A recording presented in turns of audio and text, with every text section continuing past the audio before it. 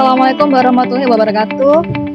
Semoga kalian masih sehat, masih semangat untuk mengerjakan PAS-nya. Ibu akan membahas materi latihan soal yang tadi sudah mau di-share. Jadi silakan kalian simak, nanti kalian pelajari untuk persiapan PAS IPA besok. Oke, sekarang silakan simak. Pada pembelahannya ini adalah telofase, profase, metafase, dan anafase. Jadi kalau untuk urutannya, kalian ingat aja kita singkat namanya itu dengan bahasa promeat. Jadi pro-nya itu adalah profase, M-nya adalah metafase, A-nya anafase, dan T-nya adalah telofase. Jadi bagaimana cara mengurutkannya? Biar kalian tuh mengingat itu, promeat, profase, metafase, anafase, dengan telofase. Jadi ingat aja untuk pembelahan mitosis itu kan pembelahan yang terjadinya hanya sebanyak satu kali. Jadi yang pertama adalah profase seperti ini, profase. Kemudian saat dia berjajar di sepanjang garis ekuator, ini dinamakan metafase. Kemudian dia tertarik di ujung-ujung ekuatornya, itu namanya anafase. Kemudian setelah itu dia membelah menjadi dua sel anakan. Inilah yang dinamakan telofase. Diingat ya nak ya. Oke, kita lanjutkan ke pertanyaan yang kedua. Perbedaan antara pembelahan mitosis dengan meiosis, ini seperti ini yang kalian sudah ibu tuliskan di sini. Jadi kalau mitosis itu biasanya berfungsinya hanya untuk pertumbuhan, pergantian sel-sel yang mati. Sedangkan kalau meiosis itu untuk sel kelamin. Kemudian mitosis itu terjadinya sebanyak satu kali. Jadi satu kali dia akan membelah menjadi dua sel anakan seperti yang ini. Kemudian kalau untuk yang meiosis, dia terjadinya sebanyak dua kali. Jadi nanti ada meiosis pertama, ada meiosis kedua. Pembelahannya sama seperti mitosis. Jadi ada bagian-bagiannya profase, metafase, anafase, dengan telofase seperti itu. Tapi terjadinya dua kali. Jadi ada di proses meiosis pertama dengan meiosis yang kedua. Kemudian terjadinya pada sel kelamin kalau untuk yang meiosis. Jadi karena pembelahnya menjadi dua kali, dia menjadi dua sel anakan untuk yang meiosis. Untuk mitosis ini terjadi pada sel tubuh. Jadi harus diingat. Jadi ibu ulangi lagi, untuk mitosis berfungsi sebagai pertumbuhan dan pergantian sel-sel yang mati, kemudian terjadinya sebanyak satu kali pada sel tubuh dan menghasilkan dua sel anakan. Sedangkan untuk yang meiosis itu untuk pembentukan sel kelamin terjadinya sebanyak dua kali, menghasilkan dua sel anakan, yaitu menghasilkan 4 sel anakan dan terjadi pada sel kelamin. Yang ketiga, ini ada nama organ reproduksi wanita. Jadi ini seperti yang kalian ketahui, nomor 1, 2, 3, 4, dan 5. Nomor 1 ini tuba fallopi. Tuba fallopi ini kata lainnya adalah oviduk atau saluran telur. Jadi saluran telur ini nanti kalau misalkan ovum yang sudah lepas, itu nanti akan menuju ke tuba fallopi. Di sini akan terjadi proses fertilisasi atau proses bertemunya si sel sperma. Jadi nanti sel sperma dengan sel ovum itu bertemu pada tuba fallopi, kemudian dia akan melebur menjadi zigot. Kemudian setelah menjadi zigot, nanti dia akan menuju ke bagian rahim atau yang dinamakan uterus, ini pada bagian nomor 2. Kemudian nomor 3 ini ovarium ya tadi. Ovum tadi yang akan dibuahi oleh sel sperma tadi yang menuju ke tuba fallopi itu asalnya adalah pada bagian ovarium. Kemudian untuk yang nomor 4 ini hanya ligamen ovarium, jadi tidak terlalu banyak fungsi untuk reproduksi wanita ya. Organ reproduksi wanita. Kemudian untuk nomor 5 adalah serviks. Serviks ini nanti tempat jalannya lahir atau tempat keluarnya darah menstruasi. Kita lanjutkan ke soal nomor 4. Untuk soal nomor 4 di sini, nah ini ada spermatogenesis. Spermatogenesis ini adalah terjadinya pada sel kelamin pria. Jadi awal mulanya spermatogonium. Jadi sebelum menjadi sperma itu terjadi adanya namanya proses spermatogenesis. Jadi spermatogenesis yang pertama itu adalah spermatogonium. Kemudian nanti akan berubah menjadi spermatosit primer dari spermatogonium menjadi spermatosit primer itu terjadi perubahan mitosis. Setelah itu spermatosit primer itu akan berubah menjadi spermatosit sekunder, di mana saat spermatosit primer menjadi spermatosit sekunder ini terjadi meiosis yang pertama. Kemudian spermatosit sekunder akan berubah menjadi spermatid dan akhirnya menjadi sperma. Pada bagian spermatosit sekunder menjadi spermatid ini terjadi proses meiosis yang kedua. Jadi bagian-bagian untuk mitosis itu adalah yang pertama pada bagian pertama, kemudian untuk yang meiosis pertama itu pada bagian kedua, sedangkan untuk meiosis yang kedua itu pada bagian ketiga. Kita lanjutkan ke nomor 5, di sini ada siklus menstruasi. Ini bisa kalian perhatikan grafiknya. Ini grafiknya seperti ini ya. Jadi ada hari 0, 5, 10, 14, 15, 20 sampai 15. Jadi kalian harus ketahui bahwa siklus menstruasi pada perempuan atau pada wanita itu terjadinya kurang lebih dari 25 hari, 28 hari sampai 40 hari. Jadi satu wanita dengan yang lainnya itu pasti berbeda. Tapi ini kita ambil secara garis besarnya aja, misalkan 28 hari. Jadi pada saat 0 sampai 5 hari ini terjadi proses namanya menstruasi. Jadi di sebelah sini adalah proses menstruasi. Kemudian nanti pada saat kelima, hari kelima, setelah hari kelima ya, mulai hari kelima sampai hari ke-14 ini terjadi namanya praovulasi atau proliferasi. Di sini terjadi penebalan dinding rahim. Kemudian nanti mulai tanggal 14 ini terjadinya ovulasi. Jadi ovulasi itu pelepasan sel ovum dari ovarium menuju ke tuba falopi. Setelah itu hari ke-15 sampai hari ke-28 atau ke-25 hari, kalau di sini tulisannya 25 hari ya, itu terjadi pasca ovulasi atau namanya sekresi, jadi melepaskan hormon-hormon. Kemudian nanti ini ovumnya sudah lepas dari si tuba falopi menuju ke si uterus atau si rahim tadi, dan nanti kalau misalkan tidak dibuahi maka dia akan luruh menjadi proses menstruasi. Tapi kalau misalkan dibuahi ya tidak akan terjadi proses menstruasi. Seperti itu ya, jadi diingat. Jadi 0 sampai ke 5 ini terjadinya proses menstruasi seperti ini. Kemudian hari ke-5, mulai hari ke-5 sampai ke hari ke-14 proliferasi, 14 itu namanya ovulasi. Kemudian mulai ke tanggal 15 sampai 25 hari itu adalah sekresi atau pasca ovulasi. Selanjutnya ini ada beberapa membran atau selaput-selaput membran embrio yang ada pada ibu yang sedang hamil. Jadi ini ada jenisnya, ada 4, Saccus vitellinus, kemudian allantois, amnion dengan chorion. Fungsinya seperti ini. Kalau untuk Saccus vitellinus itu hanya selaput yang ada pada plasenta dengan amnion, itu biasanya ada pembuluh darah di sini. Kemudian allantois ini selaput di tali pusat untuk mengatur sirkulasi embrio atau janin dengan plasenta. Jadi allantois ini fungsinya untuk mengangkut sari makanan, untuk mengangkut udara itu ada oksigen, ada CO2, dan zat-zat sisanya itu akan terjadi pada allantois. Jadi allantois itu kayak tali pusat di situ, penghubung antara si bayi dengan ibunya itu ya. Kemudian untuk amnion ini adalah cairan ketuban. Cairan ketuban ini berfungsi untuk melindungi janin dari guncangan-guncangan. Sedangkan yang chorion ini terdapatnya di luar amnion, menghubungkan dinding rahim, dan di dalamnya itu banyak pembuluh darah. Lanjutkan lagi ke soal nomor 7. Di sini ada penyebab penyakit reproduksi, ada vaginosis. Ini disebabkan oleh bakteri Gardnerella vaginalis, kemudian Candida vaginalis ini disebutnya dengan keputihan atau disebabkan oleh jamur Candida albicans. Selanjutnya adalah sifilis, ini disebutnya dengan raja singa, disebabkan oleh bakteri Treponema pallidum. Kemudian prostatitis ini biasanya disebabkan oleh bakteri Escherichia coli, dan yang terakhir adalah epididymitis. Ini terjadinya infeksi oleh bakteri coliform pada bagian epididymisnya. Kemudian kita lanjutkan ke soal nomor 8.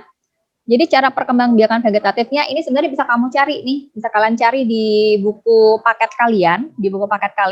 Jadi kalau pegagan itu perkembangan vegetatifnya secara alami dengan stolon, stroberi juga dengan stolon. Jadi kalau stolon itu kayak mana sih? Stolon itu dia itu merambat di bagian atas permukaan tanah. Kemudian kalau cocor bebek itu adventive daun. Maksudnya gimana sih cocor bebek itu dengan adventive daun? Jadi cocor bebek ini dengan adventive daun. Jadi kalau misalkan si daun itu kita patahkan dari ininya ya, dari sumbernya itu dari si induknya, kemudian kita tancapkan ke dalam tanah, dia akan tumbuh. Jadi adventive daun itu gitu. Jadi bisa berkembang biaknya itu perkembang biakannya itu menggunakan si daun tadi. Jahe dengan lengkuas ini termasuk perkembangan vegetatif dengan rizoma. Seperti apa sih rizoma? Jadi ini perbedaan antara pegagan yang stolon dengan rizoma. Kalau stolon itu nanti dia akan merambat di bagian atas, sedangkan kalau rizoma itu dia perkembangannya dengan batang tapi di bagian dalam. Jadi dia akan merambat di bagian dalam, itu banyak nanti kalau misalkan jahe itu ntar banyak anakan jahe-jahenya di situ. Sedangkan kalau yang pegagan sama stroberi tadi merambatnya di bagian atas. Yang terakhir adalah bawang merah. Bawang merah ini adalah umbi lapis. Jadi dia menggunakan perkembangan dengan umbi lapis. Jadi kalau kamu buka si bawang merah, kamu belah dengan melintang, itu nanti akan kelihatan lapisan-lapisan dari si bawang merah tersebut. Kita lanjutkan ke bagian soal nomor 9. Di sini ada bagian-bagian bunga. Untuk yang pertama ini adalah putik, kemudian yang ini kepala sari, yang bagian sebelah sini tangkai sari, ini adalah mahkota, kemudian yang ini sebelah sini bakal biji, ini kelopak bunga, tangkai bunga dengan dasar bunga. Untuk tangkai sari, untuk kepala sari atau putik ini fungsinya adalah sebagai organ reproduksinya si bunga tersebut. Kalau mahkota atau kelopak bunga ini sebagai perhiasan dari si bunga tersebut. Untuk nomor 10, ini jenis-jenis penyerbukan, itu nanti kalian sebenarnya bisa lihat kok di dalam buku paket kalian sendiri nih. Gaetonogami ini penyerbukan tetangga. Jadi maksudnya penyerbukan tetangga itu seperti apa sih? Jadi serbuk sari dari bunga lain itu nempel di bagian putik bunga lain. Jadi ini ada bunga, tapi satu tumbuhan. Jadi si sarinya ini nempel di bagian putik satu pohon. Ini satu pohon atau satu tumbuhan, tapi bunganya lain gitu. Kemudian yang autogami ini penyerbukan sendiri. Kalau penyerbukan sendiri, satu bunga, benang sari sama si putiknya ya nemplok di bunga itu sendiri. Untuk yang alogami ini penyerbukan silang. Bedakan antara penyerbukan silang dengan penyerbukan tetangga. Kalau tetangga tadi itu bunga lain tapi satu tumbuhan. Kalau penyerbukan silang, serbuk sarinya nempel di bagian putik bunga tumbuhan lain. Jadi tumbuhannya nggak sama jenis.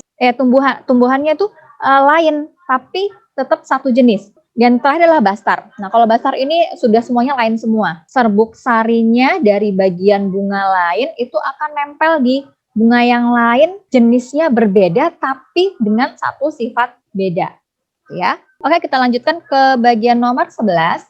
Ini adalah gambar tentang proses pembuahan ganda. Pembuahan ganda di sini jadi serbuk sari itu ada dua inti, ada inti vegetatif dengan inti generatif. Inti yang generatifnya ini akan menjadi dua, generatif pertama dengan generatif kedua. Jadi seperti itu. Nah, untuk kalau generatif pertama itu nanti akan ketemu. Jadi benang sari ini kan kelaminnya kelamin jantan. Jadi dia nanti akan ketemu. Jadi pada inti generatif pertama ini, jadi dia akan ketemu dengan ovum. Ovum itu si sel telurnya dari si putik tadi. Jadi sel putik itu menghasilkan ovum, nanti dia akan ketemu dengan si sperma dari si inti generatif pertama, dia akan berubah menjadi zigot. Nah, pada nomor 4 ini. Kemudian yang inti generatif kedua ini dia akan melebur itu menjadi inti kandung lembaga sekunder. Kita lanjutkan ke nomor 12.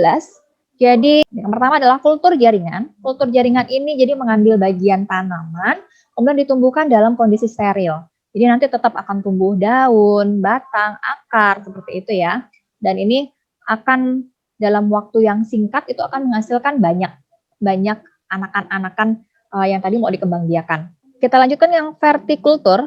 Vertikultur ini dengan cara metode instalasi atau bertingkat. Kalau cloning itu nanti akan diambil dari sel induknya ini, si DNA-nya atau kromosomnya itu diambil di situ. Nanti ini hasilnya akan persis sama dengan induknya. Untuk hidroponik ini sudah sering kalian lihat, banyak yang sekarang mengembangkan teknologi reproduksi tumbuhan dengan cara hidroponik. Jadi nanti biasa menggunakan larutan. Jadi pada bagian pipa-pipa itu biasanya dilarutkan nutrisi. Itu di dalam pipa itu ada air, ada nutrisi, ada mineral. Jadi nanti dikembangbiakan seperti itu. Jadi ini fungsinya kalau misalkan tidak ada lahan, tidak ada tanah, itu metode yang paling tepat adalah hidroponik ini. Kita lanjutkan ke nomor 13, ini juga tentang penyerbukan. Ini agak berbeda, ini kalau penyerbukannya dengan bantuan. Kalau tadi itu kan jenis yang di sini, penyerbukannya hanya penyerbukan antara si serbuk sari dengan putiknya tadi. Kalau ini bantuan penyerbukan, jadi jenis penyerbukan yang ini adalah entomogami, ini dengan bantuan serangga, anemogami dengan bantuan angin, kemudian kiropterogami ini dengan bantuan kelelawar, kemudian hidrogami bantuan air, ornitogami bantuan burung, dan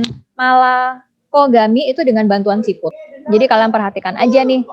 Tapi biasanya kalau yang sering-sering keluar adalah yang pada bagian biasanya anemogami itu dengan bantuan angin, kemudian hidrogami bantuan air, atau dengan entomogami itu dengan bantuan serangga.